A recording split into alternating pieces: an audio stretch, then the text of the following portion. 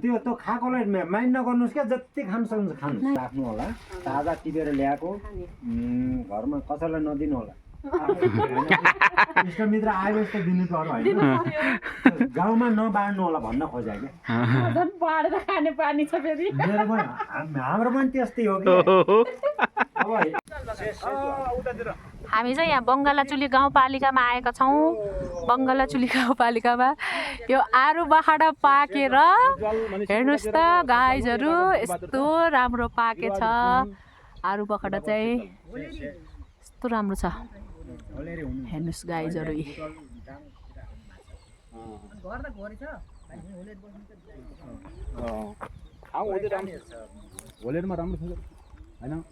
हेर्नु न यो झुप्पा, हामी आफ्नै नेपालमा यसरी रमाइरहेका छौँ।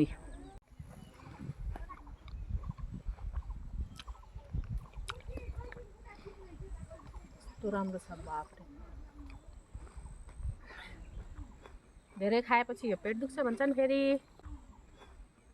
धेरै खाएपछि यो पेट दुख्छ भन्छन् फेरि। नेचुरल। हामी त यस्तै रुखमा एक टिप्न आछौँ गाइज।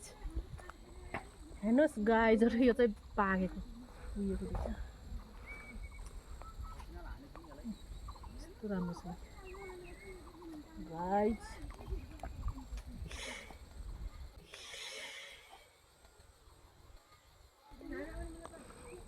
मैले खिचे होइन है गाइज, मैले चाहिँ टेस्ट गर्दैछु है अर्ग्यानिक, के भन्छ यसलाई, आरुबखडा अर्ग्यानिक, के भन्छ यसलाई,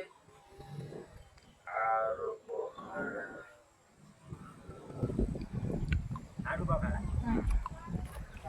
यस्तो रमाइलो छ, दामी रहेछ यार। नेचुरल नेचुरल चिज खान पाइयो आज। किन बहिनीले किन नखाने? यो यस्तो कि यो लगभग 12-15वटा खाएँ होला मैले। होइन, त्यो त खाएकोलाई माइन्ड नगर्नुहोस् क्या, जति खान सक्नुहुन्छ खानु। नै पचाउन सक्दैन क्या अहिले। यो यस गर्नु होला, यो लगाएर घरमा राख्नु होला। ताजा टिपेर ल्याएको घरमा कसैलाई नदिनु होला। इष्टमित्र आएपछि त दिनु पर्यो होइन, गाउँमा नबाड्नु होला भन्न खोजे क्या। बाडेर खाने बानी छ फेरि। हाम्रो पनि त्यस्तै हो कि। हाम्रो पनि त्यस्तै हो कि।